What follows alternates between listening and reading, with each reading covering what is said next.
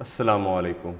Last lecture में हमने PHP start की थी और पीएचपी के अंदर हमने इंट्रोडक्शन पीएचपी का, पीएचपी को कॉन्फ़िगर किस तरह किया जाता है, उसको उसकी फ़ाइल्स को एग्जीक्यूट करने के लिए हमें किस तरह के सर्वर की ज़रूरत होती है, और उसके साथ हमने जैम सर्वर को डाउनलोड करके इंस्टॉल करना और फिर उसके कंट्रोल पैनल में जाके जैम की सर्विस जो कि अपाची और माई एसक्यूएल, ये दो सर्विसेज ज़रूरी होती हैं पीएचपी की फ़ाइल्स को एग्जीक्यूट करने के लिए। हमने इन दोनों सर्विसेज को रन किया था और मैंने आपको ये भी बताया था कि इनको एज अ सर्विस आप इंस्टॉल कर सकते हैं ताकि आपको बार बार जैम का कंट्रोल पैनल ना चलाना पड़े। आज अब जब प्रैक्टिस शुरू करेंगे तो मैं जैम का कंट्रोल पैनल चला के रन नहीं करूँगा, वो बाय डिफ़ॉल्ट रन हुआ है और डायरेक्ट मैं लोकल होस्ट को एक्सेस कर लूँगा। अगर आप लोगों के पास वो ऑप्शन ना आ रहे हों तो आपने जैम को रन एज एडमिनिस्ट्रेटर करना है। वो कैसे होता है? जिस वक्त आप जैम सर्च करते हो, राइट क्लिक करके रन एज एडमिनिस्ट्रेटर अगर करोगे तो आपके पास वो ऑप्शन आ रहे होंगे सर्विस को एनेबल और डिसेबल करने के। ये देखिए मेरी ये दोनों सर्विसेज टिक मार्क हैं, ठीक है, ये एनेबल्ड है बाय डिफ़ॉल्ट। मुझे इनको रन किए बगैर, स्टार्ट किए बगैर, ये ग्रीन है मतलब स्टार्ट है, तो हर दफ़ा मुझे इनको स्टार्ट नहीं करना पड़ता। मैं इसको क्लोज़ कर रहा हूँ। तो इसी तरह फिर इसके बाद मैंने आपको ये बताया था कि जैम में जो हमने पीएचपी की फ़ाइल को एग्जीक्यूट करना होता है, उन एग्जीक्यूट होने वाली पीएचपी की एक्सटेंशन वाली फ़ाइल्स को हमने जैम के अंदर htdocs के फ़ोल्डर में रखना है ताकि वो वहाँ से उनको अपाची का जो सर्वर है, जेंड फ्रेमवर्क या जेंड इंजन जिसको ऑपरेट करता है, जिसको प्रोसेस करता है, वो उन फाइल्स को htdocs के अंदर प्रोसेस कर सके और आप पीएचपी की एग्जीक्यूशन को देख सकें। फिर मैंने आपको ये भी बताया था कि पीएचपी की जो फाइल्स होती हैं उनको अगर आप डायरेक्ट एक्सेस करें, जिस तरह हमारे पास कोई फ़ोल्डर डेस्कटॉप पे पड़ा हो और हम उसके अंदर से कोई भी क्रोम की फ़ाइल ओपन कर लें, तो जिस वक्त वो ब्राउज़र में ओपन होती है, लेट्स से ये अप्रैल इनवॉइस नाम की एक फ़ाइल है, अगर हम इसको क्लिक करते हैं तो जब ये ब्राउज़र में ओपन होगी तो ये पाथ बताएगी सी यूज़र एक्सट्रीम डेस्कटॉप, उसके अंदर ये वाली फ़ाइल है। लेकिन लोकल होस्ट के अंदर यानी अपाची htdocs के अंदर मौजूद फ़ाइल को आप इस तरह ओपन नहीं करेंगे कि सी के अंदर जाएंगे, जैम के अंदर जाएंगे, htdocs के अंदर जाएंगे, वहाँ पे आप अपना जो हमने बनाया था फोल्डर क्लास के आपकी GC 2000 के नाम से आई थिंक सो बनाया था जी, GC 2000, इसके अंदर जाएं, फिर इसके अंदर से PHP बेसिक्स के अंदर जाएं। तो ये काम जो है वो हमने सी के अकॉर्डिंगली नहीं करना, पूरे पाथ के अकॉर्डिंगली नहीं करना, मतलब सी उसके अंदर जैम, ठीक है, उसके अंदर htdocs और उसके अंदर GC 2000, इस तरह करके आपने इनको एक्सेस नहीं करना। इस तरह एक्सेस करेंगे तो वो फाइल रन नहीं हो सकेगी। मैंने उस दिन भी करके दिखाया था आपको। जब हम इस तरह करेंगे तो ये समझेगा कि बस ये कोई नोटपैड की फ़ाइल है, उसको मैंने ओपन करना है, एग्जीक्यूट वो नहीं कर पाएगा। देखिए जो कोड हमारा लिखा हुआ था वो ओपन हो गया, ठीक है। और ये लोकल होस्ट पे तो हो सकता है, लाइव सर्वर पे ये हो ही नहीं सकता, ठीक है। लाइव सर्वर पे तो ज़ाहिर बात है वो होस्ट होता है प्रॉपर और उसने एग्जीक्यूट करना ही करना है इन फाइल्स को। तो लोकल कंप्यूटर में हमने जब कंप्यूटर का पाथ दिया, अपने फोल्डर्स का पाथ दिया, तो हमारे पास ये कोड एक्सेसिबल हो गया। लेकिन जिस वक्त हमने इसको लोकल होस्ट के थ्रू चलाया, लोकल होस्ट लिखने की वजह से हमें सी जैम htdocs नहीं लिखना पड़ा, हमने डायरेक्ट लोकल होस्ट लिखा। ये लोकल होस्ट हमें htdocs के अंदर ले गया और htdocs में हमारे पास GC 2000 फोल्डर पड़ा हुआ था, हमने वो एक्सेस कर लिया और उसके साथ हमने अपना PHP बेसिक्स की फ़ाइल्स को एक्सेस कर लिया। PHP बेसिक की जो फाइल, हम PHP बेसिक भी फ़ोल्डर था हमारे पास बेसिकली, इस फोल्डर को हमने लिया और इस फोल्डर को लेने के बाद हमने क्या किया कि इसके अंदर जो index.html बाय डिफ़ॉल्ट फ़ाइल होती है, ये भी मैंने आप लोगों को बताया था कि अगर index.php आप नहीं लिखते तो index.php आपकी डिफ़ॉल्ट फ़ाइल है जो कि चला करती है, ठीक है। index.php लिख देंगे तब भी वही फ़ाइल ओपन होगी, index.php नहीं लिखेंगे तब भी वही फ़ाइल ओपन होगी। तो आप लोगों को समझ आ गई होगी। रिकॉर्डिंग में स्क्रीन शेयर नहीं थी, इस वजह से मैं ये फ़ाइल दोबारा दिखा रहा हूँ आप लोगों को कि जब मैंने अपने फ़ोल्डर के पाथ के थ्रू इसको एक्सेस करने की कोशिश की तो मेरे पास कोड आ गया, ठीक है, जो कोड फाइल में लिखा हुआ था। लेकिन जब मैंने इसको लोकल होस्ट के थ्रू एक्सेस किया तो वो फाइलें एग्जीक्यूट होके जो कोड ने करना था परफॉर्मेंस एग्जीक्यूशन, वो एग्जीक्यूशन उनके रिजल्ट्स हमारे सामने आ गए। तो इसके बाद हमने जो है वो लास्ट लेक्चर में PHP का सिंटैक्स पढ़ा था कि PHP को लिखा किस तरह जाता है, ठीक है। Angular bracket start, question mark, और उसके बाद PHP लिखते हैं हम। उसके बाद जहाँ पे हमने PHP क्लोज़ करनी हो, क्वेश्चन मार्क लिख के एंगुलर ब्रैकेट क्लोज़ कर देते हैं। मैंने आपको बताया था कि हम किसी भी जगह PHP ओपन करके क्लोज़ कर सकते हैं। उसके बाद हम कोई भी HTML का कोड लिख सकते हैं।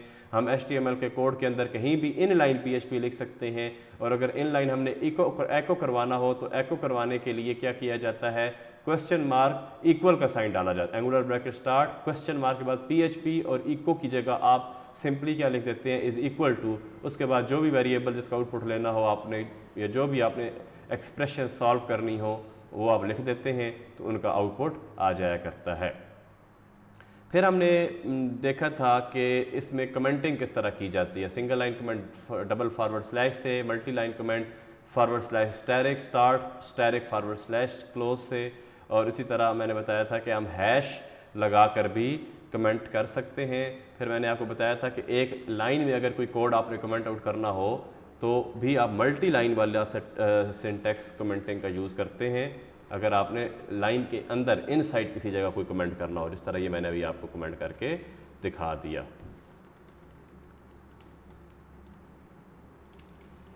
इसके साथ हमने जो चीज़ देखी थी वो हमने ये पढ़ा था कि हमारे पास PHP के अंदर वेरिएबल किस तरह डिक्लेयर किए जाते हैं।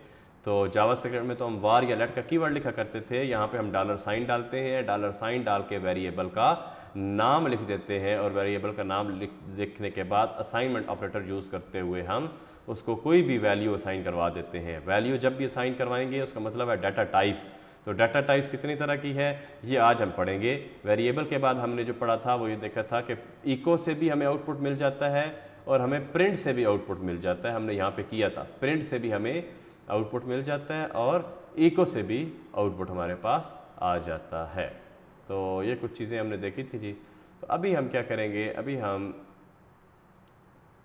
इसके अंदर एक और फोल्डर बना लेते हैं और उस फोल्डर का नाम रखते हैं, आज की डेट डाल लेते हैं 19 मई को। हम क्या पढ़ने लगे हैं जी,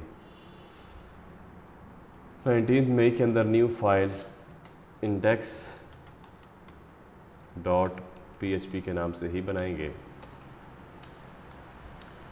नहीं जी, फाइल क्रिएट हो चुकी है आपकी और ये फाइल आपके पास आ गई। शुरू से स्ट्रक्चर हम यहीं से कॉपी कर लेते हैं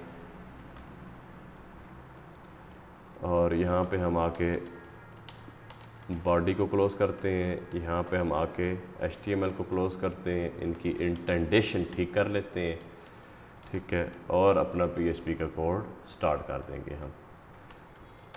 PHP के लिए एंगुलर ब्रैकेट स्टार्ट PHP, और जहाँ PHP आपने क्लोज़ करनी हो वहाँ पे क्वेश्चन मार्क और एंगुलर ब्रैकेट क्लोज़। इसके अंदर अब हम क्या कर सकते हैं, PHP लिख सकते हैं। तो आज जो हमने स्टार्ट करना है वो करना है डाटा टाइप्स से।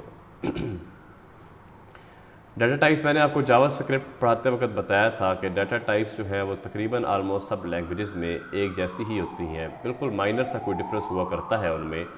वो डिफरेंस भी मैं आपको भी बता देता हूँ। और डाटा टाइप्स हमारे पास होती कौन कौन सी हैं ये पहले देख लें। हमारे पास data types string, integer, float. देखें जावास्क्रिप्ट के अंदर हमारे पास डाटा टाइप थी नंबर के अंदर इंटीजर और फ्लॉट दोनों को हम कवर किया करते थे।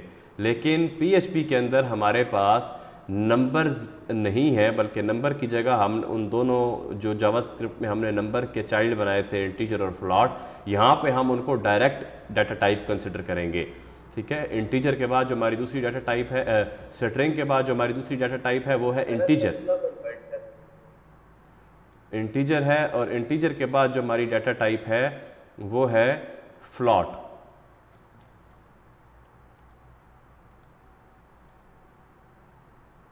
अच्छा जी, इंटीजर कहते हैं होल नंबर्स को, फ्लॉट कहते हैं पॉइंट वाले नंबर्स को, और इंटीजर्स जो है उनमें माइनस और प्लस दोनों वैल्यूज़ हो सकती हैं लेकिन पॉइंट नहीं आ सकता, फ्लॉट में पॉइंट होगा, ठीक है। इसी तरह हमारे पास एक डाटा टाइप बूलियन जावास्क्रिप्ट में भी थी, यहाँ पर भी है, जो कि ट्रू फॉल्स की फॉर्मेट में हमें आउटपुट दिया करती है, ठीक है। और इसी तरह हमारे पास जो है वो एक डाटा टाइप एरे की है, और उसके बाद हमारे पास डाटा टाइप ऑब्जेक्ट की है, फिर हमारे पास डाटा टाइप नल की है, ठीक है। तो इन सारी डाटा टाइप्स को भी कंसिडर करना है हमने। उसके बाद इन डाटा टाइप्स को पहले थोड़ा सा जनरल ओवरव्यू देखते हैं, फिर इनकी थोड़ी सी डिटेल देख लेंगे, और उसके बाद जो है वो हम PHP के मैथ्स के कुछ फंक्शंस को जो कि बिल्ट इन होते हैं एज अ रेफरेंस के तौर पर हम उनको देखेंगे, और फिर इंशाल्लाह हम लास्ट में PHP के अंदर कॉन्स्टेंट्स क्या होते हैं उनको सीखेंगे, उनका सिंटैक्स भी देखेंगे और वो किस तरह इस्तेमाल होते हैं, उनका बेनिफिट क्या होता है, ये सारी चीज़ें आज के लेक्चर में हम कंसिडर करेंगे। स्टार्ट करते हैं डाटा टाइप से। तो डाटा टाइप जो स्ट्रिंग है वो उस दिन भी हमने देखा था कि जो मैंने नाम लिखा था वो क्या था, वो स्ट्रिंग था। कैसे? स्ट्रिंग के लिए आपको सिंपली क्या करना होता है, वेरिएबल डिक्लेयर करने के बाद कुछ भी आप लिख दें तो वो स्ट्रिंग बन जाता है,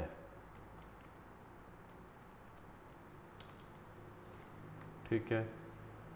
उसके बाद मैंने आपको बताया था एक दफ़ा आप व्यू में जाके सिंटैक्स में जाके देख लें कि वो आपकी PHP के सिंटैक्स को रीड कर रहा है या नहीं कर रहा। कोई भी आपका एडिटर, जो भी आप एडिटर यूज़ कर रहे हो, अगर सबलाइन कर रहे हो तो उसका तरीका क्या है, व्यू में जाएं, सिंटैक्स में जाएं और वहाँ से जाके आप अपना जो सिंटैक्स की चेकिंग का मेथड है ब्राउज़र का वो चेंज कर लें। जैसे हमने PHP किया, हमारे कलर्स चेंज हो गए और हमें पता चलना शुरू हो गया कि हमारी PHP ठीक लिखी जा रही है या नहीं लिखी जा रही, ठीक है। तो अब हमने ये एक वेरिएबल डिक्लेयर किया था x, उसके अंदर हमने एक स्ट्रिंग की वैल्यू पास कर दी, और इस स्ट्रिंग की वैल्यू को पास करने के बाद हमने इसको आउटपुट ले लिया। जब आउटपुट लिया तो एको से हमारा आउटपुट आया करता है।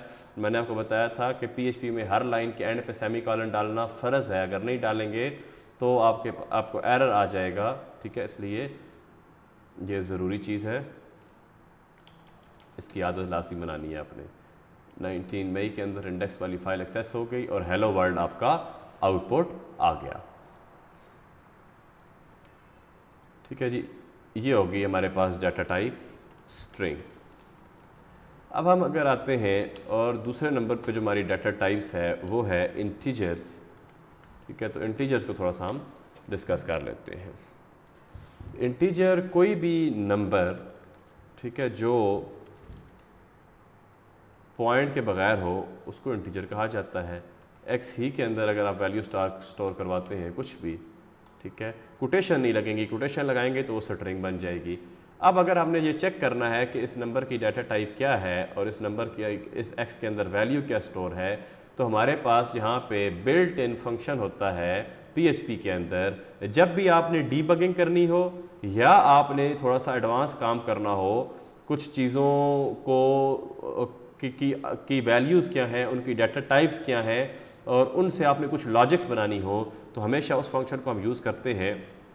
फंक्शन का नाम है var dump, और var dump जिसको करवाना हो आपने, जिस वेरिएबल को, जिस एरे को, जिस ऑब्जेक्ट को, आप उसको ब्रेसेस के अंदर, ब्रैकेट्स के अंदर आप उसको रख दिया करते हैं। और var dump उसके हमने इस वक्त var dump करवाना था x को कि इसके अंदर क्या वैल्यू पड़ी है और इसकी डाटा टाइप क्या है, हमने var dump करवा लिया। अब हम आते हैं और रीलोड करते हैं तो देखें हमारे पास क्या आ गया, इंटीजर, और इंटीजर के अंदर वैल्यू भी उसने हमें दे दी, ठीक है। जिस तरह के मैंने आपको पहले लेक्चर में बताया था कि हर एको के साथ आप कंकैटिनेशन मतलब डॉट, कंकैटिनेट ऑपरेटर डॉट इस्तेमाल करेंगे, और वो इस्तेमाल करने के बाद आप लोग क्या करेंगे, आप लोग BR की स्ट्रिंग पास करवाएंगे ताकि आपकी लाइन जो है वो ब्रेक हो जाए और आपको रीड करना आसान हो। अच्छा, यहाँ पे हमने x डिलीट हो गया हमारे से, ले जी, हेलो वर्ल्ड और इंटीजर 5986। इसी तरह आगे अगर आप आए और इंटीजर से थोड़ा सा मज़ीद आगे हम फ्लॉट्स की तरफ चलें, तो फ्लॉट जो होता है वो कोई भी पॉइंट वाला नंबर होता है। इसको भी अगर हम var dump करवाएं तो ये हमें बताएगा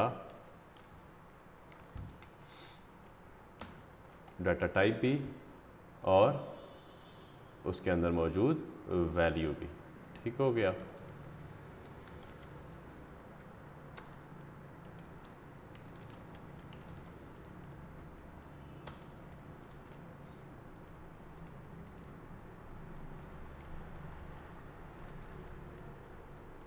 ओके। फिर इसके बाद बुलियन था, आप ऑलरेडी वाकिफ़ हैं, जावास्क्रिप्ट में आप ये काम करते रहे हैं, ठीक है, कि जब भी ट्रू और फॉल्स की फॉर्म में जवाब आए तो उसको हम बुलियन डाटा टाइप बोला करते हैं, और ये कंपैरिजन से आम तौर पे आती है।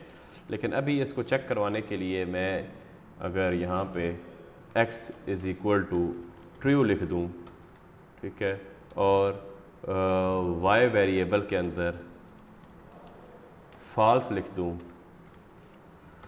और वार डंप करवा लूँ x को, साथ ही वार डंप करवा लूँ y को, ठीक है, वार डंप x को करवा लूँ और साथ ही वार डंप y को करवा लूँ, तो इनका जो रिज़ल्ट है वो आप देखें बुलियन ट्रू और बुलियन फॉल्स। डाटा टाइप ही आ गई और उनके अंदर मौजूद जो वैल्यू थी, यानी बुलियन की वैल्यू ट्रू है या फॉल्स, वो भी हमारे पास आ गया।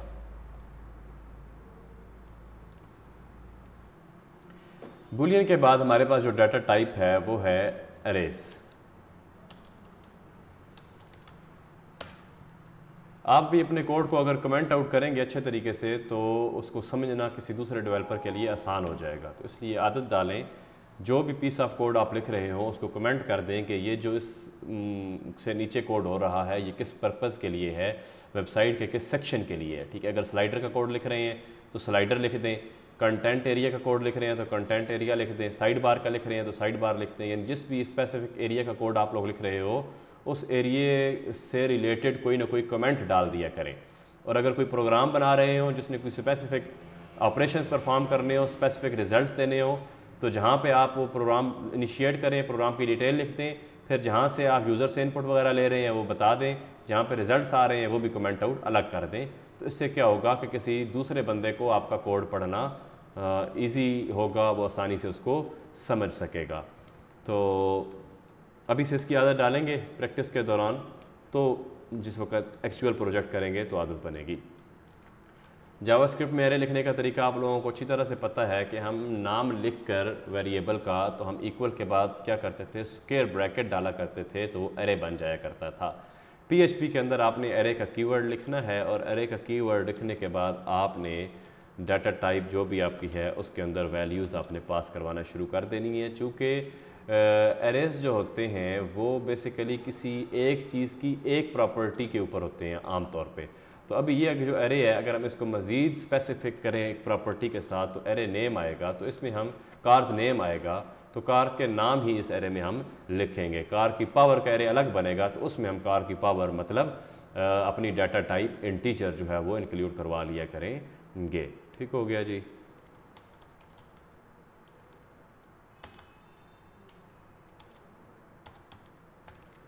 अच्छा, ये कार की टाइप्स आ गई। अब इसको भी आप वार डंप करवा सकते हैं और इसी तरह आप इसको इंडेक्स के थ्रू इसकी वैल्यू भी ले सकते हैं। वार डंप हम तब करवा रहे हैं इन सब चीज़ों को ताकि हमें इनकी क्या पता चल जाए, डाटा टाइप पता चल जाए।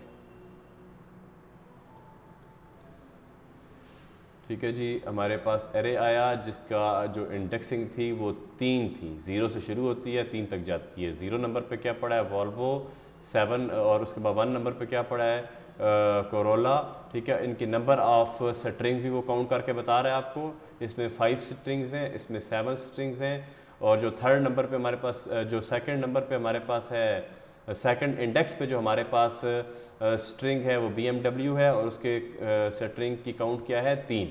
ठीक है, तो ये वार डंप से ये सारी डिटेल हमें एक ही गो में पता चल गई। अदरवाइज़ आगे जिस वक्त हम अभी स्ट्रिंग की कुछ डिटेल्स पढ़ेंगे तो वहाँ पे हम स्ट्रिंग को काउंट करने के, स्ट्रिंग को रिवर्स करने के और इस तरह मज़ीद काफ़ी सारे बिल्ट इन जो फंक्शंस हैं स्ट्रिंग के और इंटीजर, फ्लॉट्स के, इन सारी डाटा टाइप्स के वो पढ़ेंगे। ऑब्जेक्ट एक डाटा टाइप है जिसके अंदर, जैसा भी मैंने कहा कि एरे के अंदर हम क्या करते हैं, किसी भी चीज़ से रिलेटेड उसकी एक प्रॉपर्टी को एक एरे में रखा करते हैं। लेकिन ऑब्जेक्ट जो होता है, ऑब्जेक्ट के अंदर आप प्रॉपर्टीज़ और उनकी वैल्यूज़ साथ साथ असाइन करवाते हैं। मतलब कि पेयर फॉर्म में एक दफ़ा आप उसका की प्रॉपर्टी लेते हैं, आगे उस प्रॉपर्टी की वैल्यू, फिर प्रॉपर्टी का नेम, फिर प्रॉपर्टी की वैल्यू, फिर प्रॉपर्टी का नेम, प्रॉपर्टी की वैल्यू। इस फॉर्मेट में ऑब्जेक्ट क्रिएट हुआ करते हैं, जावास्क्रिप्ट में ऑब्जेक्ट क्रिएट करते आए हैं।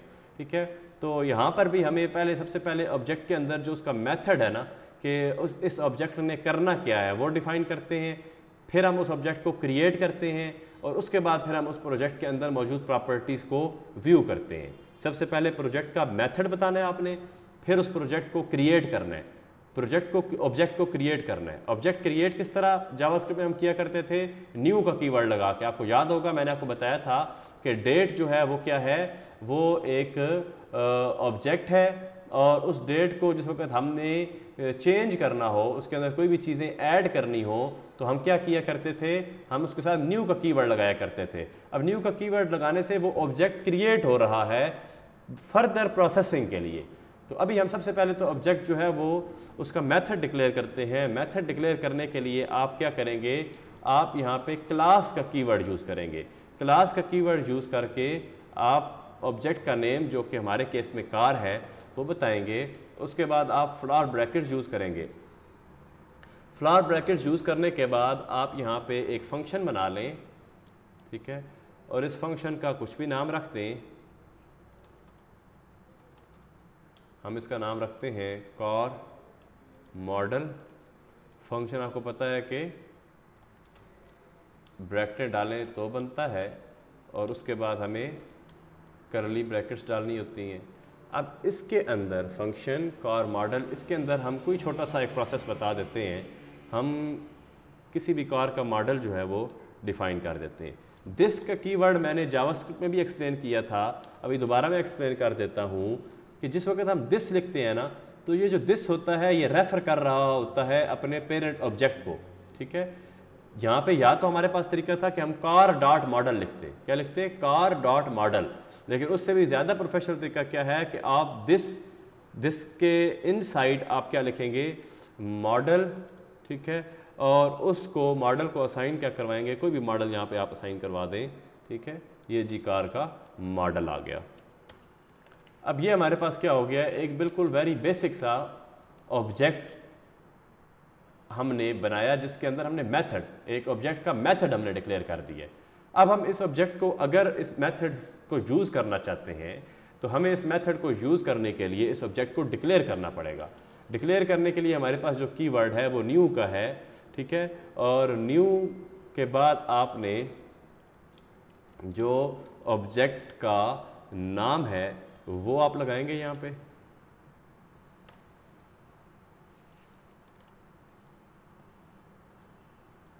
अच्छा ठीक है, इसके अंदर इसको हम किसी एक वेरिएबल में रख लेते हैं, मॉडल वेरिएबल के अंदर। और बेसिकली ये पूरा ऑब्जेक्ट एक डिक्लेयर हुआ है और इसके अंदर जो मेथड था वो कार मॉडल था। तो हम इस कार मॉडल को अब एज अ ऑब्जेक्ट लेते हैं। पूरा ऑब्जेक्ट के अंदर तो बहुत सारी चीज़ें होंगी ना, हमने अभी सिर्फ एक चीज़ कार मॉडल चेक करना चाहते हैं, तो हम क्या करेंगे, न्यू के अंदर कार मॉडल को एज अ ऑब्जेक्ट बना लेते हैं। ठीक है, अब जब हमने इसका आउटपुट लेना होगा तो हम क्या करेंगे, हम एको करेंगे और एको के अंदर हम बताएंगे कि जो हमारा वेरिएबल है मॉडल, जिसके अंदर एक ऑब्जेक्ट क्रिएट हुआ है, उसके अंदर जाके आपने ये, अच्छा अब ये ए स्पेलिंग वाला, ये जो ऊपर मॉडल ई वाला है ये हमने ले लेना है। ठीक है, अब हमारे पास BMW रिजल्ट आएगा। Car model not found in C, just a minute.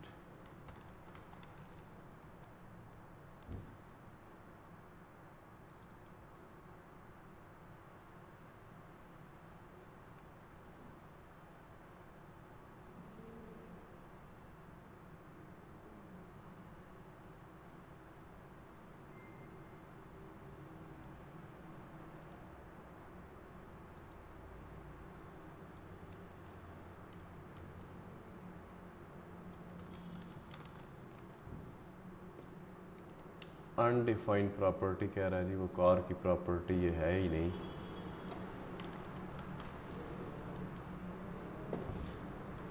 BMW, अच्छा जी। ऑब्जेक्ट का जो नाम होगा वही फंक्शन का नाम रख के उसके अंदर आपने मेथड डिक्लेयर करने हैं।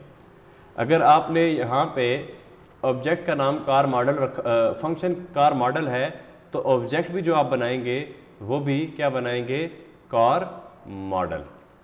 उसके बाद नीचे जो है वो कोई मसला नहीं था, अगर हम यहाँ पे ई भी यूज़ किया हुआ होता तो यहाँ भी ई यूज़ कर लेते। मेथड तो कार मॉडल का मौजूद है ना, लेकिन आपने यहाँ पे अब करना क्या है, कार मॉडल को ऑब्जेक्ट के तौर पे क्रिएट करना है। ठीक है, ये आपके पास आ गया BMW। दोबारा समझ लें, ऑब्जेक्ट को डिक्लेयर करने का, ऑब्जेक्ट का मेथड सबसे पहले हमने डिक्लेयर करना होता है। ठीक है, उसके अंदर हम सारे मेथड्स एक दफ़ा डिफाइन कर देते हैं। अभी तो देखिए ये स्टैटिक है ना, अदरवाइज़ यहाँ पे ये जो मॉडल है ये डायनामिक आ रहे होंगे, तो एक ही ऑब्जेक्ट लिखने से उसके अंदर जब डायनामिक मॉडल आ रहे होंगे और हम एक ही दफ़ा जब उस ऑब्जेक्ट को क्रिएट कर लेंगे अपने किसी भी वेरिएबल के अंदर, ताकि उसको हम फर्दर मोर इस्तेमाल कर सकें, तो उसके बाद हमने जब भी इको करना है तो एक स्टेटमेंट लिखेंगे किसी भी लूप के अंदर, तो उसकी बार बार वो लूप चलेगा और हमारे पास वैल्यूज़ अपडेट होके आ जाएंगी। फिलहाल इतना समझ लें कि हमने मेथड डिक्लेयर करने के लिए क्लास के कीवर्ड के साथ ऑब्जेक्ट बनाया। यहाँ पर ऑब्जेक्ट बन गया है, लेकिन ये इस्तेमाल नहीं हो सकता जिस वक्त तक हम इस ऑब्जेक्ट को किसी एक वेरिएबल के अंदर स्टोर ना करवा दें। ठीक है, तो ऑब्जेक्ट बनाया, उसके अंदर मेथड डिक्लेयर कर दिया कि जी फंक्शन कार मॉडल, उसके अंदर हम क्या बना रहे हैं कि दिस को मैंने बताया, दिस रेफर करता है किसको, अपने पेरेंट ऑब्जेक्ट को। ठीक है, पेरेंट ऑब्जेक्ट को मैं रेफर करता है और उसके पेरेंट ऑब्जेक्ट के अंदर जो मॉडल है वो क्या है, BMW। अब हमने इस कार मॉडल को क्या कर लिया, हमने ऑब्जेक्ट के तौर पे रख लिया और ऑब्जेक्ट के तौर पे क्रिएट करवा लिया न्यू के कीवर्ड से, और क्रिएट करवा के स्टोर किस में किया है, मॉडल में। मॉडल में स्टोर करवाने के बाद हमने इको कर लिया क्या, मॉडल के अंदर। ये अब सारे का सारा ये ऑब्जेक्ट जो है वो किसके अंदर आ चुका है, मॉडल के अंदर। और मॉडल के अंदर से हमने किस चीज़ की वैल्यू ली, हमने मॉडल की वैल्यू ले ली। इसी तरह अगर हम इस ऑब्जेक्ट में दिस और यहाँ पे हम पावर लिखते हैं और यहाँ पे पावर डिफाइन कर देते हैं 1300। ठीक है, और अब अगर हम इसका आउटपुट लेना चाहें तो इसका आउटपुट लेने के लिए क्या करेंगे आप, इको, और एको करने के बाद आप लोग क्या करेंगे, सारे का सारा ये किसके अंदर ब्रेक होके पड़ा हुआ है, मॉडल के अंदर। और मॉडल के अंदर से किस मेथड को आप फेच कर रहे हो, पावर को फेच कर रहे हो। अब अगर हम देखें तो हमारे पास 1300 भी आ गया।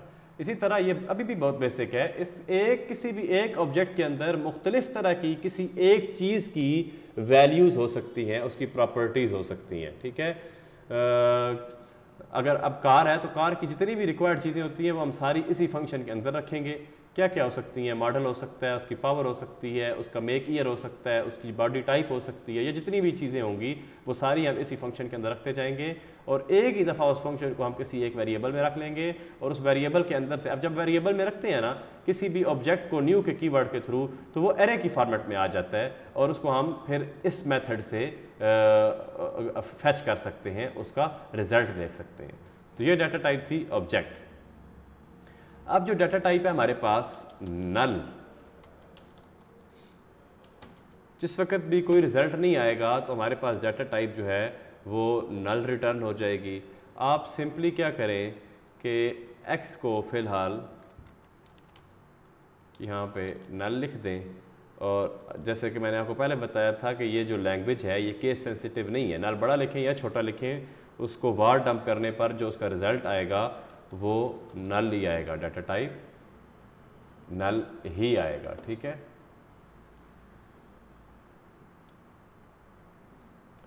लाइन नंबर 45 पे अनडिफाइंड है, ज़ाहिर बात है जब नल है तो वो अनडिफाइंड है। लेकिन अगर हम एक दफ़ा पहले एक्स रख लें और इसके अंदर हम कोई भी स्ट्रिंग डाल दें,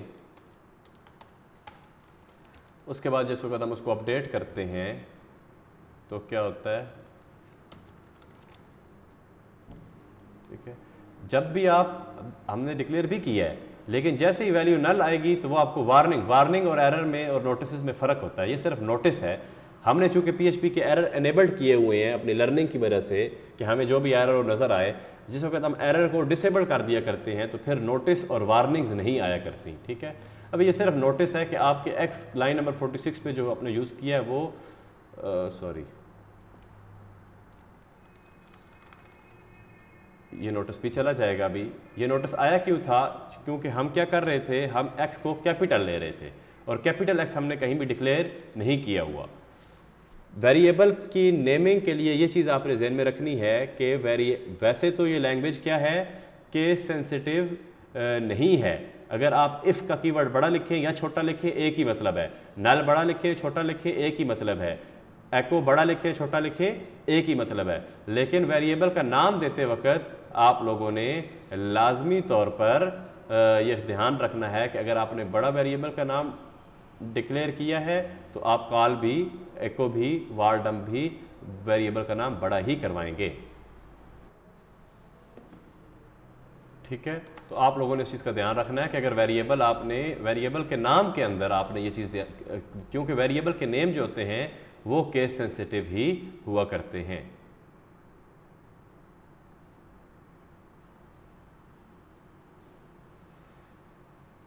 ठीक है जी। अच्छा, वो कह रहे हैं जी कार मॉडल को वार डंप करवाएं ताकि हमें उसकी डाटा टाइप पता चल सके। वो भी करवा लेते हैं, वार डंप हम करवा लेते हैं जी।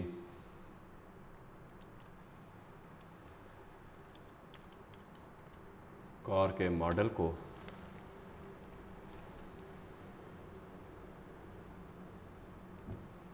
ठीक है जी, कार मॉडल को बता रहा है जी इस वक्त उसके अंदर 8 स्ट्रिंग्स कार मॉडल नल, एक मिनट, यूज़ ऑफ अच्छा इसको ना ये कांस्टेंट के तौर पे लेता है। ये जो वार डंप होता है ये हम वेरिएबल्स के अंदर जब भी वेरिएबल में डाटा स्टोर करवाते हैं ना तब कर सकते हैं। अब हमने इसको जिस वक्त वेरिएबल में रखा था ना तो उसको तो हम वार डंप कर सकते हैं, लेकिन डायरेक्ट कार मॉडल को as a object var dump नहीं करेंगे। हमने मॉडल को वार डंप करवाना है। मॉडल हमें पूरी डिटेल बता देगा कि मॉडल के अंदर क्या क्या चीज़ें हैं। इससे ऊपर जो है मैं BR लगा लेता हूँ ताकि वो नई लाइन में आए और आप लोगों को क्लियर हो जाए।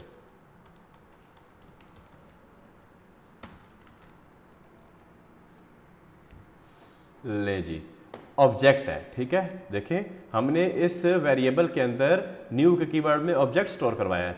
अच्छा देखें, अगर हम डायरेक्ट इस्तेमाल कर सकते होते, वार डंप करवा सकते होते, तो फिर तो हमें ये ऑब्जेक्ट क्रिएट करने की ज़रूरत ही ना पड़ती ना। हम डायरेक्ट ही कार मॉडल और उसके बाद हम ये दिस इनसाइड लगा के मॉडल ले लेते, लेकिन ये प्रोसेस हम नहीं कर सकते। इसलिए हमने क्या किया था, इस कार मॉडल को मॉडल के वेरिएबल में रख लिया था। अब जब मॉडल के वेरिएबल का वार डंप करवाया तो उसने बता दिया कि ये ऑब्जेक्ट है, ऑब्जेक्ट का नाम क्या है, कार मॉडल। उसके पहले नंबर पे क्या चीज़ है, ठीक है जी, इंडेक्सिंग सारी वो बता रहा है, उसके अंदर मॉडल वो बता रहा है, उनकी स्ट्रिंग की काउंट्स बता रहा है, ठीक है, और वो सारी चीज़ें आपके सामने आ रही हैं। दो इस वक्त हमारे पास क्या है, इसके अंदर इंडेक्सिंग है, पहले नंबर पे मॉडल है और दूसरे नंबर पे पावर है। और ये नल क्यों आ रहा है, ये नल आ रहा है जो हमने कहाँ पे, ये हमारे पास जो वार डंप हमने करवाया है नल को। तो इससे ऊपर भी अगर आप BR कर लेते हैं तो ये भी नई लाइन पे चला जाएगा, तो कन्फ्यूजन नहीं होगी। ठीक है जी, क्लियर हो गया जी कार मॉडल का कंसेप्ट, ऑब्जेक्ट का कंसेप्ट।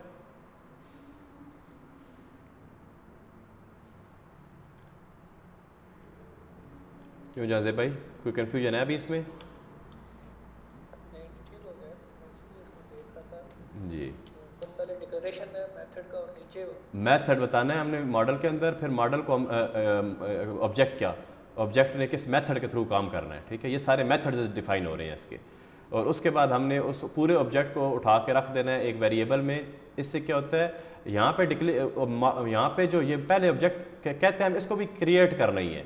ये फर्स्ट पे भी ऑब्जेक्ट क्रिएट हो रहा है, लेकिन बेसिकली इसके अंदर ऑब्जेक्ट के मेथड क्रिएट हो रहे हैं, और यहाँ पे पूरे का पूरा ऑब्जेक्ट क्रिएट हो रहा है मॉडल के अंदर, और फिर हम उसको मॉडल के थ्रू ब्रेक करके उसकी इनसाइड की जो वैल्यूज हैं वो ले सकते हैं।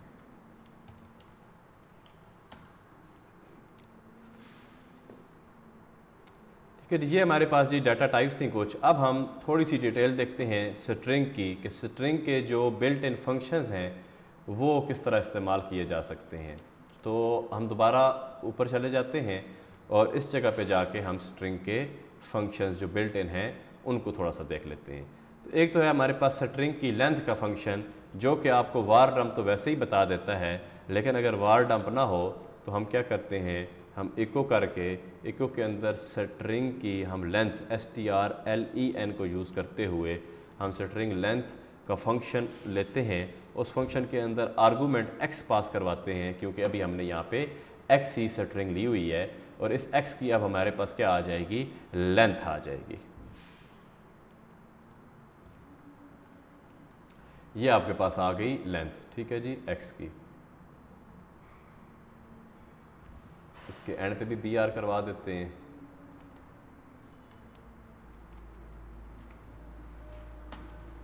इलेवन कनकेट, अच्छा जी, ठीक हो गया। ये आपके पास इसकी स्ट्रिंग की लेंथ कितनी आ गई, 11। फंक्शन क्या, स्ट्रिंग लेंथ। ये स्ट्रिंग लेंथ हमने यूज़ किया था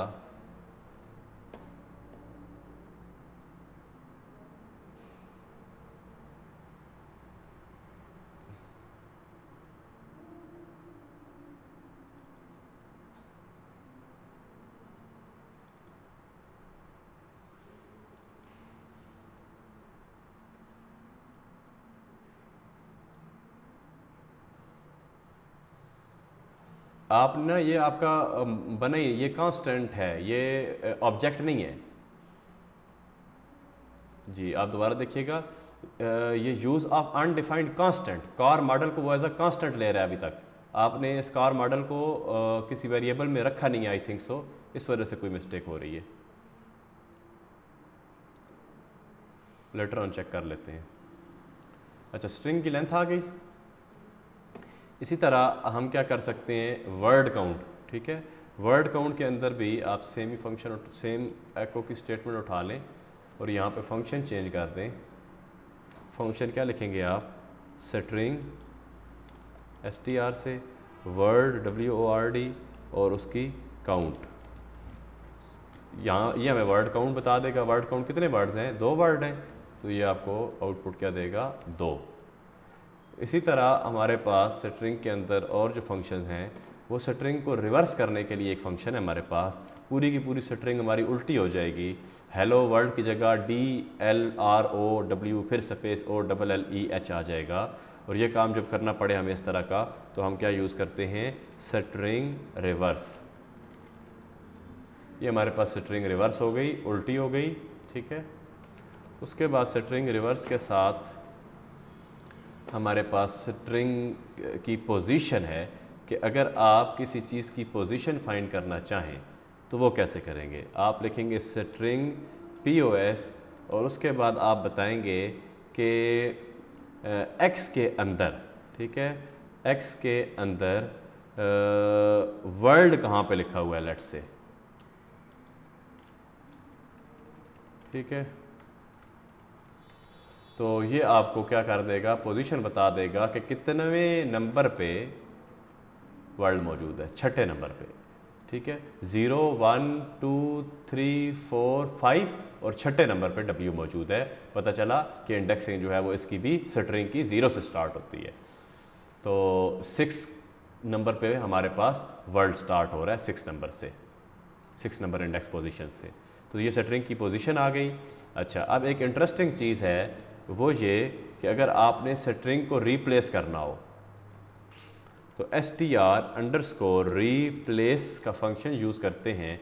अब हमने करना क्या है, हमने ढूंढना है सबसे पहले जो आर्गूमेंट पास करना है इस फंक्शन में, वो आपने पास करना है कि किस चीज़ को रिप्लेस करना है। हमने वर्ल्ड को रिप्लेस करना है, किस से रिप्लेस करना है। दूसरा आर्गूमेंट क्या होता है, किस से रिप्लेस कर रहे हैं। और तीसरा आर्गूमेंट होता है किस में से रिप्लेस करना है। क्या, किस से, और यानी सबसे पहले नंबर पे हमने ये देखना है कि क्या चीज़ ढूंढे जिसको रिप्लेस करना है, रिप्लेस करे किससे और किस में से करे, ठीक है। 3 चीज़ें, 3 आर्गूमेंट आ गए। अब हमारे पास यहाँ पे क्या आ जाएगा, हेलो वर्ल्ड की जगह हेलो काजी आ जाएगा। देखिए मैं एक ही दफ़ा मैंने एक्स डिक्लेयर किया है स्ट्रिंग, और उस एक्स के साथ मैं ये सारे ऑपरेशन आपको करके दिखा रहा हूँ। तो ये कुछ थे मज़ीद इनकी जो स्ट्रिंग की रेफरेंस है जिसके अंदर पूरी एक लिस्ट मौजूद है, वो मैं आप लोगों को लिंक सेंड कर रहा हूँ। PHP रेफरेंस स्ट्रिंग, उन सब को अगर आप एक दफ़ा गो थ्रू कर लेंगे तो बहुत अच्छी बात है। उससे क्या होगा कि एटलीस्ट आपके माइंड में स्टक हुई होंगी चीज़ें, आपके माइंड में कुछ चीज़ें आ जाएंगी। जब आप कोई लाइव एग्जांपल्स करोगे, प्रोजेक्ट्स करोगे, तो आपको पता होगा कि स्ट्रिंग के साथ अगर मुझे ये बिहेवियर चाहिए तो इससे related built in function PHP में मौजूद है। PHP में हज़ारों फंक्शंस हैं। आपको जब भी कोई मसला आए तो पहले आप उसको अगर गूगल कर लेंगे तो कोई ना कोई मिलता जुलता फंक्शन आपको मिल जाएगा। अगर मिल जाए तो वेल एंड गुड, ना मिले तो फिर आप अपना फंक्शन क्या करोगे, क्रिएट करोगे। ये मैंने जो लिंक भेजा है ये स्ट्रिंग के रेफरेंसेस हैं। जितनी भी स्ट्रिंग्स की हमारे पास बिल्ट इन फंक्शंस हैं वो सारे आपको यहाँ से मिल जाएंगे।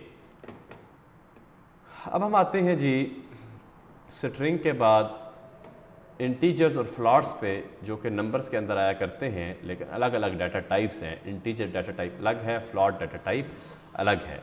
तो इंटीजर डाटा टाइप पे सबसे पहले तो ये क्वेश्चन हो सकता है कि अगर आपके पास वैल्यू ऑलरेडी स्टोर हो कहीं पे और वार डंप भी आप ना करवा सकते हो और आप ये चेक करना चाहते हो कि ये इंटीजर है या नहीं है, तो आप क्या कर सकते हैं, आप इस इंटीजर का एक फंक्शन हुआ करता है, आप वो लगा सकते हैं। ठीक है, एको करवाते हैं हम, और एको के अंदर हम लगाते हैं इज़ इंटीजर। ठीक है, और इस इंटीजर के अंदर हम क्या रख देते हैं, x। देखते हैं इसका आउटपुट क्या आया। BR इससे पहले हमने लगाया हुआ है, और अब फर्दर एग्जाम चलें फिलहाल। ठीक है,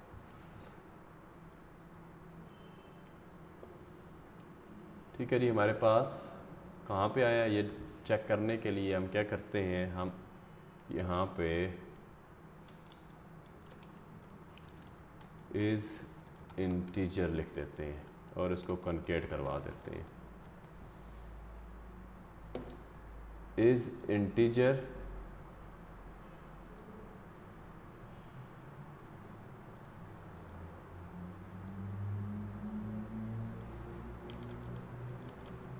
नीचे वाली लाइनों को कमेंट आउट कर रहा हूँ मैं,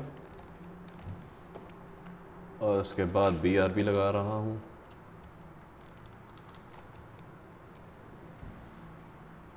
अच्छा जी, इज़ इंटीजर, तो 1 आया। 1 का मतलब क्या होता है जी,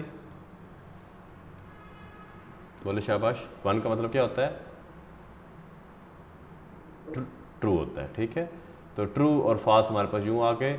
इसी तरह आप इसको एको की बजाय ना वार डंप के अंदर भी इज़ इंट का फंक्शन यूज़ कर सकते हैं। हम इसी इज़ इंट के फंक्शन को ऊपर ले जाते हैं। अच्छा, पहले देख लें वार डंप वो दे क्या रहा है, रिजल्ट क्या दे रहा है। जहाँ पे हमारे पास हमने x डिक्लेयर किया था हेलो काजी के बाद, उसने क्या बताया था, इंटीजर, और इंटीजर के बाद उसने पूरी रिटर्न कर दी थी इंटीजर के अंदर जो भी वैल्यू मौजूद थी। ठीक है, ये वार डंप ने किया था। अब हम अगर वार डंप के अंदर इज़ इंट लगा के करते हैं, x को inside function as a argument function का पास करते हैं, तो क्या होगा, ये आपको बताएगा कि जी यस ये ट्रू है बूलियन फॉर्मेट में। तो अगर आपने वार डंप सिर्फ उसकी पूरी वैल्यू देखनी हो तो फिर तो आप डायरेक्ट वार डंप के अंदर आर्गूमेंट में अपना वेरिएबल पास करवा देंगे जिसके अंदर इंटीजर पड़ा है या कोई भी नंबर पड़ा है जिसको आप चेक करना चाहते हैं कि यह नंबर इंटीजर है या फ्लॉट है। अगर वो नंबर पूरा गेट करना चाहते हैं तो वो आप simply argument as a variable pass करो। लेकिन अगर आप उसको ट्रू और फॉल्स की फॉर्मेट में देखना चाहते हैं तो फिर आप इस इंटीजर का फंक्शन यूज़ कर सकते हैं। अच्छा, इसी तरह अगर इस इंटीजर है तो फिर इस फ्लॉट भी होना चाहिए, लेकिन पहले हम इंटीजर को कवर कर लेते हैं। तो अगर इसी को इस इंटीजर या हम इस x को यहाँ से कॉपी कर लेते हैं और अपडेट करवा लेते हैं अपनी नेक्स्ट लाइन में, अब हमारे पास रिजल्ट उल्ट हो जाएगा, बूल फॉल्स हो जाएगा। ठीक है, क्यों फॉल्स हुआ, इसलिए फॉल्स हुआ कि आपके पास यहाँ पे 10.235, मतलब आपने फ्लॉट वैल्यू ले ली, तो वो इंटीजर नहीं है, वो फ्लॉट है। इसी तरह फ्लॉट चेक करने के लिए अगर हम इस पूरी लाइन को ना कॉपी करें बल्कि इसके अंदर हम देख लें इज़ अंडरस्कोर फ्लॉट,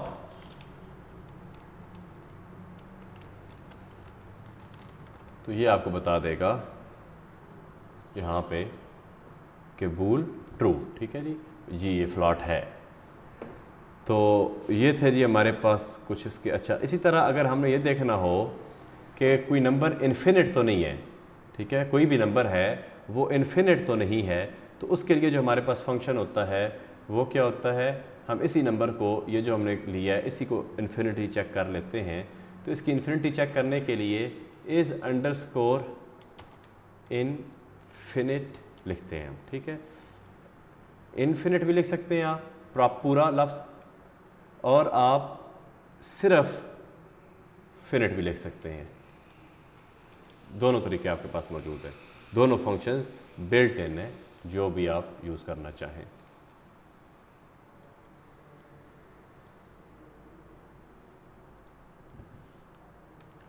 अच्छा, ये नंबर तो है ही फिनिट ना, ठीक है, इसलिए उसका ट्रू, और अगर इनफिनिट होगा तो फॉल्स आ जाएगा। दो अलग अलग फंक्शन है। फिनिट के लिए अगर फिनिट चेक करना हो कि जी लिमिटेड है तो फिर फिनिट, अगर अनलिमिटेड नंबर की कोई लिमिट नहीं पता तो फिर इनफिनिट, ठीक है।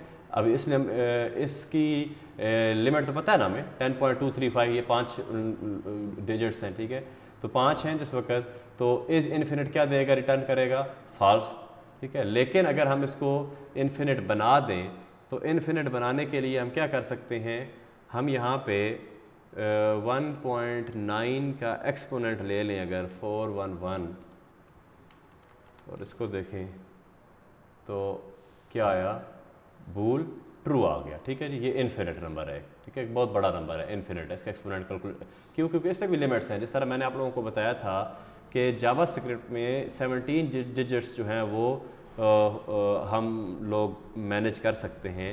तो इसी तरह इसमें जो नंबर्स हैं ना वो नॉन डेसिमल प्लेसेस में -11 डिजिट से लेकर +11 डिजिट्स तक जो है वो हम इनको कैलकुलेट कर सकते हैं। इससे छोटे या उससे बड़े, -11 डिजिट से छोटे या -11 डिजिट से बड़े नंबर हम इसके अंदर प्रोसेस नहीं कर सकते, तो इससे बड़े नंबर प्रोसेस करने की ज़रूरत भी पेश नहीं आती। अच्छा, नल भी हो हमारे पास, हम क्या इन नंबर्स के अंदर हमने इंटीजर्स को भी चेक कर लिया कि इज़ इंटीजर और इज़ फ्लॉट, इसी तरह इज़ इन्फिनिट और इज़ फिनिट, ये दोनों चीज़ें हमने चेक कर ली।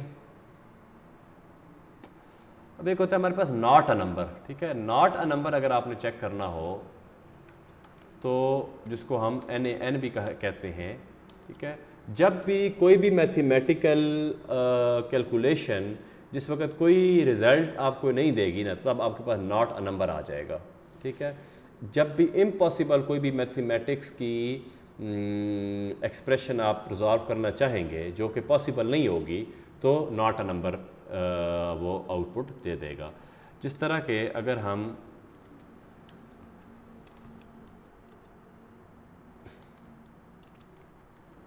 x के अंदर फ़िलहाल ख़ुद ही NaN की वैल्यू एक स्टोर करवा दें और इसका वार्ड हम चेक करें,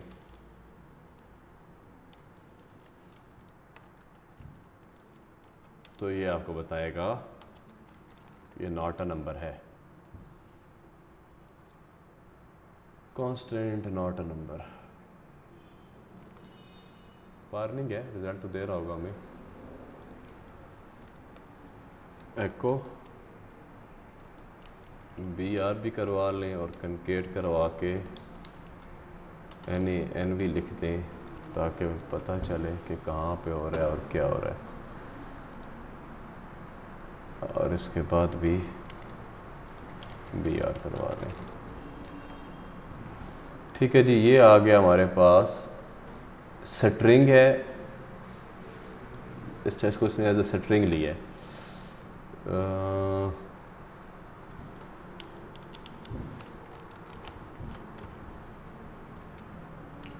स्ट्रिंग जिसमें 3 है, नॉट अ नंबर। इसको मैं आपको चेक करवाता हूँ। अच्छा, इसको चेक करने के लिए ना हमारे पास वार ड्रम के अंदर हम इज़ अंडरस्कोर नैन अगर लिख दें और इस फंक्शन के आर्गूमेंट में अगर हम एक्स वेरिएबल पास करवाएं, आप देखते हैं expect parameter 1 to be float. अच्छा, पैरामीटर 1 जो है वो फ्लॉट होना चाहिए। इसके अंदर अब हम वैल्यू डालते हैं, तो वैल्यू क्या डालते हैं हम, a cos 8, ये क्या होता है, ये सॉल्व नहीं हो सकता, इज़ नॉट अ नंबर, अब ट्रू देना चाहिए इसको। तो ये हम चेक कैसे करेंगे, दोबारा यहाँ पे हम कुछ लिख लेते हैं, a cos 8 लिख लेते हैं, इक्वल का साइन भी साथ डाल लेते हैं, a cos 8 बूल ट्रू आ गया। मतलब क्या कि ये नंबर नहीं है। नंबर नहीं है का मतलब क्या कि ये सॉल्वेबल नहीं है। ठीक है जी, ये हमारे पास कुछ ऑपरेशंस थे, किसके, नंबर्स के बिल्ट इन फंक्शंस थे जिनको किसी हद तक आपने इस्तेमाल किया है। अच्छा, इसके बाद अगर आपने फ्लॉट्स को स्ट्रिंग में, फ्लॉट्स और स्ट्रिंग को इंटीजर में कन्वर्ट करना हो, कोई ऐसा केस आ सकता है ना कि आपके पास नंबर मौजूद हो फ्लॉट में, या आपके पास कोई स्ट्रिंग मौजूद हो और आप उसको कन्वर्ट करना चाहते हो किस में, इंटीजर में। तो उसके लिए भी हमारे पास फंक्शन मौजूद हैं। हम क्या करते हैं, हम फंक्शन यूज़ करते हैं इंटीजर कास्ट का। इंटीजर कास्ट का जो फंक्शन है वो हमें क्या करता है, वो अगर हम यहाँ पे x ले लें और x के अंदर हम नंबर क्या पास करवाएं, फ्लॉट, तो इंटीजर कास्ट, अब ये फ्लॉट नंबर जो है ये चेंज हो चुका है और ये चेंज होके क्या बन गया है, ये चेंज होके इंटीजर में कन्वर्ट हो चुका है। इंटीजर में कन्वर्ट होगा तो 0.1237 से क्या हो जाएगा, रिमूव हो जाएगा। मैं अभी आपका इसका आउटपुट आपको दिखाता हूँ।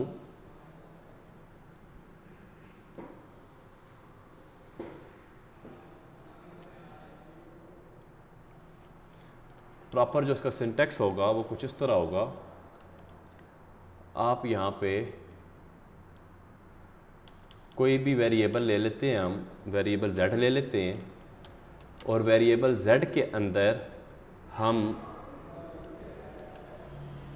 यहाँ पे ऐसे इंटीजर लिखेंगे और इंटीजर लिखने के बाद इसके साथ जो भी चीज़ हम लिखेंगे, जो भी वेरिएबल लिखेंगे वो इंटीजर में कन्वर्ट हो जाएगा। अब हम इको करवा लेते हैं किसको, z को, और जब हम z को इको करवाएंगे तो आप देखें कि ये 598 हमारे पास क्या आ जाएगा। हम यहाँ पे लिख लेते हैं एज अ स्ट्रिंग पास करवाते हैं इको में, ताकि कोई कन्फ्यूजन न रहे आउटपुट ढूंढने में, और साथ कनकेट करवा लेते हैं z को।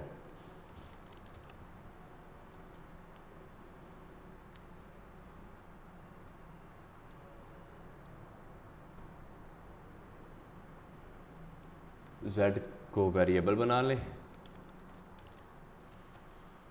ठीक है जी।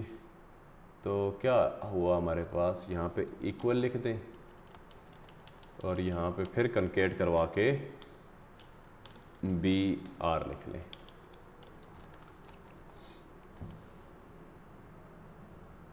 $5986 बन गया। क्या बन गया जी, ये 5986 और 0.1237 से रिमूव हो गया। इसी तरह अगर हम यहाँ पे इसको बना दें स्ट्रिंग, अब ये एक स्ट्रिंग बन गई है ना, तो स्ट्रिंग बन जाए अगर x, तो भी आप इसी को इस्तेमाल करते हुए उस स्ट्रिंग को भी कन्वर्ट कर सकते हैं किस में, इंटीजर में।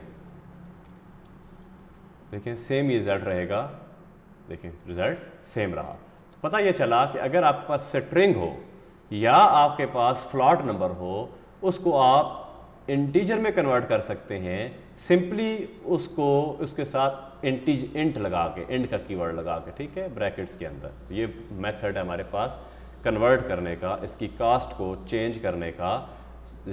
किसी भी नंबर की कास्ट चाहे वो स्ट्रिंग में पड़ी हो चाहे वो फ्लॉट में हो, उसको अगर आपने इंटीजर में कन्वर्ट करना हो तो आप यूज़ करते हैं इंट।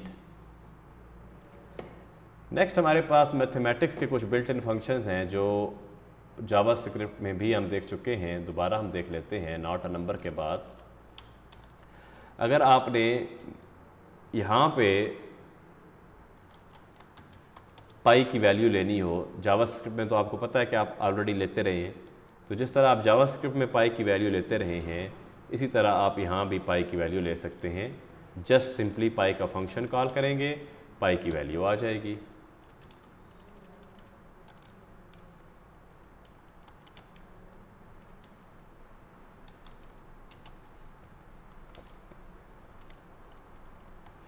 कनकेट करवा के स्ट्रिंग के अंदर BR लगा देते हैं और देखें जी हमारे पास पाई की वैल्यू आ गई। अच्छा जी, पाई की वैल्यू आ गई। ये BR था, B होने की वजह से हर चीज़ बोल्ड हुई है। चलो जी,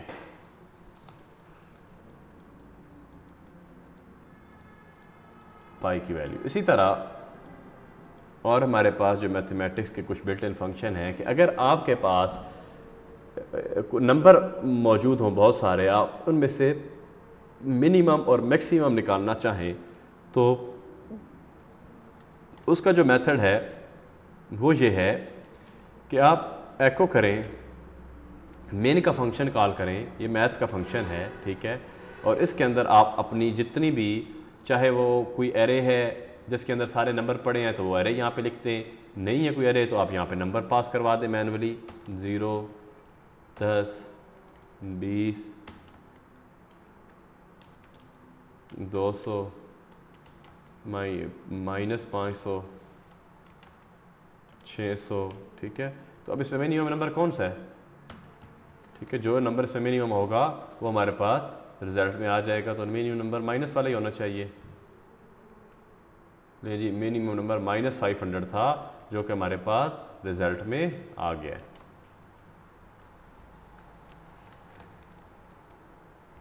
ठीक है, इसी तरह अब जब मिनिमम है तो फिर मैक्सिमम भी होगा। सेम फंक्शन को रिपीट कर लेते हैं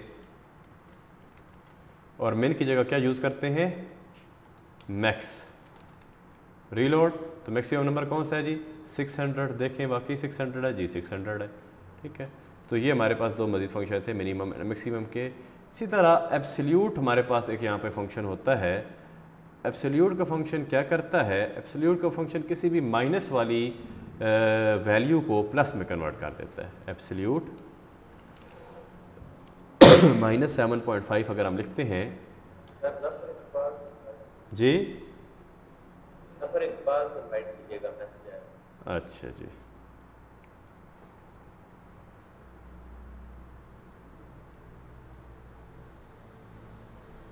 ठीक है जी। -7.5 क्या आउटपुट देगा, 7.5 आउटपुट देगा। साथ हम BR लगाएंगे, 7.5 आ गया। तो एब्सोल्यूट का फंक्शन माइनस वाली वैल्यू को प्लस कर देता है। इसी तरह स्क्वायर रूट का फंक्शन क्या करता है, स्क्वायर रूट निकाल देता है। इको करें अगर आप, और इको के अंदर आप स्क्वायर रूट मतलब SQRT लिखें और स्क्वायर रूट हम 81 का फाइंड करना चाहें, ठीक है, .BR, तो क्या जवाब आएगा, 9 जवाब आ गया, ठीक है। राउंड करना हो अगर हमने, तो राउंड करने के लिए एक को राउंड का फंक्शन यूज़ करें। राउंड के फंक्शन के अंदर आप कोई भी वैल्यू दे दें, लेट्स से 1.35 दें, ठीक है, और दोबारा राउंड का फंक्शन यूज़ करें और राउंड के फंक्शन में आप वैल्यू दें 1. हमने पहले 5 से छोटी, अब 5 से बड़ी कर देते हैं, 0.5 से बड़ी कर देते हैं, ठीक है। ताकि आपको दोनों तरफ से पता चल जाए कि एक में वापस जाएगा 1 पे, एक में आगे जाएगा। लेकिन एक में जवाब 1 आएगा, एक में जवाब 2 आएगा। ठीक है, राउंड हो गया। 0.5 से छोटा होगा तो 1, 0.5 से बड़ा होगा तो 2 पे राउंड हो जाएगा, यानी एक उसमें ऐड कर देगा, राउंड हो गया। इसी तरह रैंडम नंबर जनरेट करने के लिए जावास्क्रिप्ट में तो हमें बड़ा ट्रिकी काम करना पड़ता था, यहाँ पे इतना ट्रिकी नहीं है। क्यों नहीं है? कि अगर आप रैंड का फंक्शन यूज़ करते हैं तो ये कोई भी रैंडम नंबर आपको दे देगा, लेकिन इसके अंदर कुछ आर्गूमेंट हम पास कर सकते हैं। वो आर्गूमेंट क्या है वो मैं अभी आपको समझा देता हूँ। देखिए ये एक रैंडम नंबर आ गया, दोबारा रिफ्रेश पे कोई और रैंडम नंबर आ गया, दोबारा रिफ्रेश पे कोई और रैंडम नंबर आ गया। ठीक है, अब अगर हम इस रैंडम नंबर को लिमिटेड करना चाहते हो कि भाई नहीं ये रैंडम नंबर तो मुझे 1 से लेकर 5 तक चाहिए, तो आप पहले आर्गूमेंट में मिनिमम, अगले आर्गूमेंट में मैक्सिमम बता के रीलोड करें, तो अब 1 से 5 तक ही नंबर आएंगे, देख लें आप। ठीक है, जितनी दफ़ा भी रिफ्रेश करें 1 से 5 तक आएंगे। इसी तरह अगर आप यहाँ पर लिख देते हैं 10 और यहाँ पर लिख देते हैं 50, तो अब आपके पास 10 और 50 के दरमियान कोई भी रैंडम नंबर आता रहेगा, हर रीलोड पे वो चेंज हो जाएगा। ठीक है जी, अब हम आते हैं कांस्टेंट की तरफ। अभी आपने एरर भी मुझे सेंड किया था सिस्टर यास्मीन ने कि कांस्टेंट आपने डिफ़ाइन नहीं किया हुआ और उसको कॉल कर रहे हैं, इससे रिलेटेड कुछ कोई एरर था। तो भाई देखें, कांस्टेंट जो होता है हमारा, वो बनाने के लिए हम क्या करते हैं, कांस्टेंट के लिए कोई साइन हम नहीं लिखते, हम ये नहीं बताते कि जी डॉलर है, वेरिएबल है, वेरिएबल के अंदर हम कोई वैल्यू नहीं रखते, बल्कि हम डिफ़ाइन के कीवर्ड से, डिफ़ाइन के फंक्शन से हम कांस्टेंट डिक्लेयर करते हैं। कांस्टेंट क्या होता है? कांस्टेंट कोई भी ऐसी वैल्यू होती है जो चेंज ना हो। ठीक है, जो एक जैसी रहनी हो, कांस्टेंट रहनी हो, उसको हम कांस्टेंट डिक्लेयर करते हैं। और उसके लिए हम डिफ़ाइन का फंक्शन यूज़ करते हैं, और डिफ़ाइन के फंक्शन के अंदर हम आर्गूमेंट पास करते हैं। आर्गूमेंट क्या पास करते हैं जी? आर्गूमेंट हम पहले नंबर पे उस कांस्टेंट का नेम बताते हैं। ठीक है, फ़र्ज़ करें हमने एक वेलकम मैसेज बनाना है, तो हम यहाँ पे लिखते हैं वेलकम। अब वेलकम मैसेज चेंज नहीं होता, इसलिए हम इसको कांस्टेंट एज अ कांस्टेंट बना रहे हैं। तो डिफ़ाइन के फंक्शन में पहला आर्गूमेंट हमने पास कर दिया क्या? कांस्टेंट का नेम। दूसरा आर्गूमेंट हमने पास कर दिया कांस्टेंट का वैल्यू, कांस्टेंट की वैल्यू। ठीक है, और तीसरे आर्गूमेंट भी है, लेकिन उससे पहले मैं आपको इसका आउटपुट दिखाना चाहता हूँ। हम अगर इसको एको करें और एको करके हम डायरेक्ट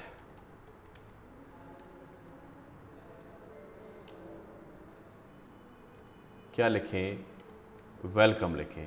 देखिए, इस वेलकम के साथ कोई डॉलर का साइन नहीं है, कोई ये स्ट्रिंग नहीं है, कोई इसके साथ हमने ब्रैकेटें नहीं डाली। जब भी कोई चीज़ भी आप बग़ैर किसी डॉलर साइन के, बग़ैर किसी ब्रैकेट, बग़ैर किसी स्ट्रिंग के लिखेंगे तो वो आपको शक्ल देख के पता चल जाएगा कांस्टेंट है। ठीक है, तो जिस तरह हमने नल को देखा था वो भी हमें कांस्टेंट बता रहा था बाय डिफ़ॉल्ट। अच्छा, अब अगर हम यहाँ पर आएँ और वेलकम देखें तो वेलकम का मैसेज हमारे पास आ जाएगा।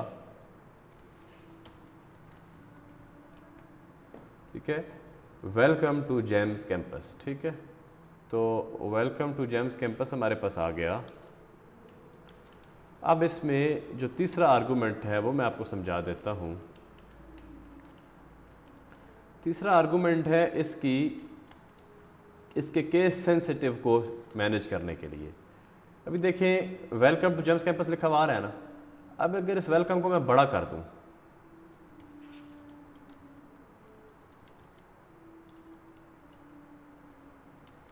ठीक है, तो क्या होगा? वो क्या कहता है जी? Undefined constant. Welcome constant define ही नहीं किया आपने। मतलब क्या हुआ? मतलब ये हुआ कि ये केस सेंसिटिव बाय डिफ़ॉल्ट है।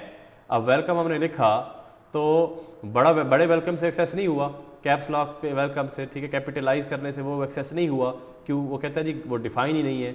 तो अगर आपने इसकी ये जो कैपिटलाइजेशन वाली कैपेबिलिटी है वो एनेबल्ड करनी हो, केस सेंसिटिव इसको आपने इसकी केस सेंसिटिविटी को फॉल्स करना हो, तो आपने क्या करना है? थर्ड पैरामीटर में जाके सिंपली ट्रू लिख देना है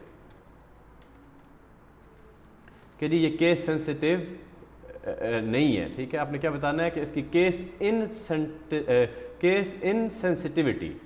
केस इनसेंसिटिविटी इसकी क्या है, वो ट्रू है। अब जब ट्रू कर दिया तो अब बड़े वेलकम से भी वेलकम टू जेम्स कैंपस आ गया। तो कोई केस ऐसा हो सकता है कि आपको केस इनसेंसिटिविटी उसकी क्या करनी पड़े, ट्रू करनी पड़े, और ट्रू करके फिर आप चाहे बड़ा लिखें चाहे छोटा लिखें, आपका कांस्टेंट आपको वैल्यू आउटपुट दे देगा। ठीक है जी, तो ये थी जी कुछ चीज़ें। अच्छा, एक चीज़ ये और याद रख लें कि कांस्टेंट जो होता है ना वो बाय डिफ़ॉल्ट ग्लोबल होता है। आपके जहन में होगा वेरिएबल बाय डिफ़ॉल्ट ग्लोबल नहीं होता। हमने पहले लेक्चर में वेरिएबल्स को देखा था कि ग्लोबल करने के लिए उसको हमें ग्लोबल का कीवर्ड लगाना पड़ता था, ठीक है, फिर वो ग्लोबल हुआ करता था। लेकिन कांस्टेंट जो है वो बाय डिफ़ॉल्ट ग्लोबल होता है। अगर इस चीज़ को मैंने आपको चेक करवाना चाहूँ तो चेक कैसे करवा सकता हूँ, हम फंक्शन के अंदर अगर इसको लें, फंक्शन के अंदर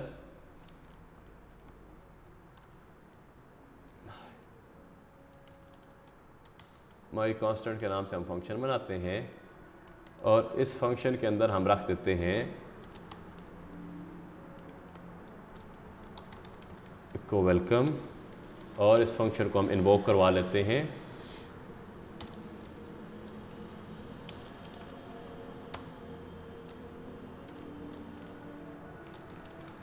यही काम जिस वक्त हमने वेरिएबल के लिए किया था पहले लेक्चर में, तो हमारे पास रिजल्ट नहीं आया था। वो कहता है जी डिफाइन नहीं है, ठीक है, इसके अंदर एक्सेसिबल नहीं है। लेकिन इस केस में ऐसा नहीं होगा। इस केस में वो आपको welcome to James campus output दे देगा। क्यों देगा? क्योंकि बाय डिफ़ॉल्ट कांस्टेंट ग्लोबल होता है, क्योंकि चेंज तो होना नहीं होता इसलिए उन्होंने उसको ग्लोबल कर दिया है कि आप इसको जहाँ मर्जी इस्तेमाल कर सकते हैं। ठीक है जी, आज के लेक्चर में यही चीज़ें थी। इसमें अगर कोई कन्फ्यूजन है आपको तो आप पूछ सकते हैं। ये राउंड ऑफ जो है फंक्शन बेशुमार हैं, ठीक है। जितने भी हमारा एक्सपर्ट अगर कोई 10-15 साल भी PHP पे काम करता रहा है तो उसको भी अभी तक कंप्लीट फंक्शन से वो गो थ्रू नहीं हुआ होगा, क्योंकि यूज़ होने वाले कुछ एक हैं। तो आपके जहन में अगर कोई ऐसा स्पेसिफिक फंक्शन आता है तो या तो आप उसको गूगल करेंगे या आप उसको PHP की ऑफिशियल वेबसाइट पे जाके सर्च कर लेंगे। ठीक है, PHP की जो ऑफिशियल वेबसाइट है वो भी मैं आपको सेंड कर देता हूँ, php.net। ठीक है, इसके ऊपर भी फंक्शंस की कंप्लीट लिस्ट पड़ी हुई है। जो भी लेटेस्ट रिलीजेज आती हैं वो भी इसके ऊपर मौजूद होती हैं। ठीक है, अब इसकी डॉक्यूमेंटेशन भी आपको यहाँ मिल जाएगी। और बेसिक सीखना हमने, सिंटैक्स है, ऑपरेशंस करना सीखना है, हमने करंट ऑपरेशंस सीखने हैं। ठीक है, उसके बाद हमने PHP के अंदर वैलिडेशन सीखनी है। जावास्क्रिप्ट की वैलिडेशन फॉर्म की हमारी रह गई है, स्किप हो गई है, उसको भी हम PHP की फॉर्म वैलिडेशन के साथ कवर करेंगे। ठीक है, फॉर्म वैलिडेशन क्या होती है? फॉर्म वैलिडेशन ये होती है कि अगर आपके फॉर्म में कोई रॉन्ग वैल्यू मौजूद है तो वो रॉन्ग वैल्यू जिस वक्त तक आप रिजॉल्व नहीं कर लेंगे आप उस फॉर्म को सबमिट नहीं कर सकते। तो फॉर्म वैलिडेशन भी पढ़नी है। तो अभी बात हो क्या रही थी? हाँ, बात ये हो रही थी कि फंक्शन बेशुमार हैं। अब आपके ऊपर है कि आप इतना टाइम स्पेंड करें और इन सारे फंक्शंस को एटलीस्ट ये जो W3 स्कूल से लिस्ट मौजूद है रेफरेंसेस की, चाहे वो मैथ के रेफरेंसेस हों, चाहे वो इंटीजर्स के हों, चाहे वो फ्लॉट्स के हों, चाहे स्ट्रिंग्स के हों, ऑब्जेक्ट के हों, इन सब को आप लोगों ने गो थ्रू कर लेना है। उससे क्या होगा कि आपकी ये नज़र से एक दफ़ा वो चीज़ें गुजर जाएंगी तो कल को कहीं इस्तेमाल करना हो तो आसानी होगी।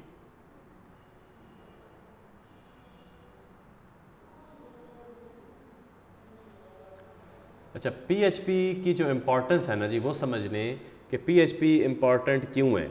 इससे पहले हमने जितनी लैंग्वेजेस पढ़ी हैं वो स्टैटिक लैंग्वेजेस थी, वो डायनामिक नहीं थी। किसी हद तक जावास्क्रिप्ट डायनामिक लैंग्वेज थी, ठीक है। और अगर हम जावास्क्रिप्ट की एडवांस लैंग्वेजेस जो कि जावास्क्रिप्ट से ही डिराइव की गई हैं, मसलन एंगुलर, मसलन रिएक्ट, मसलन रिएक्ट नेटिव, मसलन Vue.js, ठीक है, इस तरह की बेशुमार और लैंग्वेजेस हैं जो अहम थी, उनके नाम मैंने ऑलमोस्ट ले लिए हैं। ये लैंग्वेजेस तो ऐसी हैं कि जो फुली डायनामिक हैं, लेकिन बाय डिफ़ॉल्ट जावास्क्रिप्ट को आप फुली डायनामिक नहीं कह सकते। जावास्क्रिप्ट को आप फुली डायनामिक नहीं कह सकते। तो डायनामिक लैंग्वेज का डायनामिक का मतलब क्या है? डायनामिक का मतलब ये है कि कोई पूरा एक प्रॉपर ऐसा सिस्टम हो कि जिसको बनाकर आप अपनी वैल्यूज़ को लें और डेटाबेस में भेज सकें, और इसी तरह आप डेटाबेस से उन वैल्यूज़ को फैच आउट कर सकें। इसी तरह आप उन वैल्यूज़ को अपडेट करें तो डेटाबेस में मौजूद एंट्रीज़ अपडेट हो जाएं। तो बेसिकली PHP के अंदर ये सारी फंक्शनैलिटीज़ हमारे पास बड़ी आसानी से एक्सेसिबल हैं इसलिए। और PHP फिर बहुत ज़्यादा वाइडली यूज लैंग्वेज है, ठीक है। अगर उसका सिंटैक्स आपको समझ आ जाएगा तो कितने ऐसे CMS हैं जो इंटरनेट पर मौजूद हैं, जिनमें सर फहरिस्त वर्डप्रेस है और भी बहुत सारे हैं जिनको समझना, जिनकी कोडिंग और जिनके अंदर प्लगइन्स और थीम बनाना आप लोगों को आ जाएगा।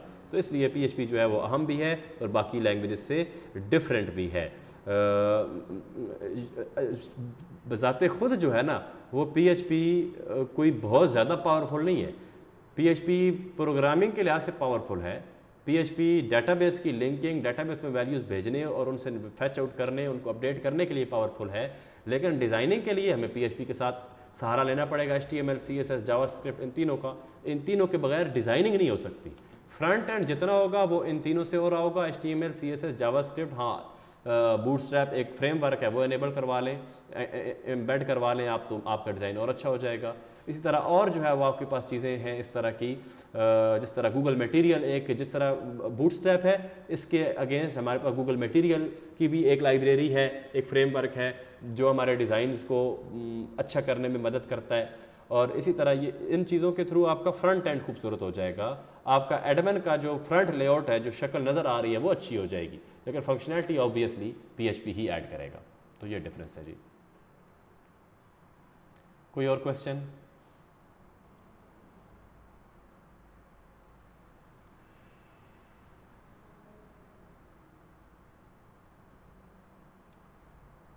ठीक है जी, इसकी प्रैक्टिस करें। मैंने आपको 2 रेफरेंसेस सेंड किए हैं, एक स्ट्रिंग के और एक मैथ्स के, ठीक है। इन दोनों रेफरेंसेस को लाजमी गो थ्रू कीजिएगा।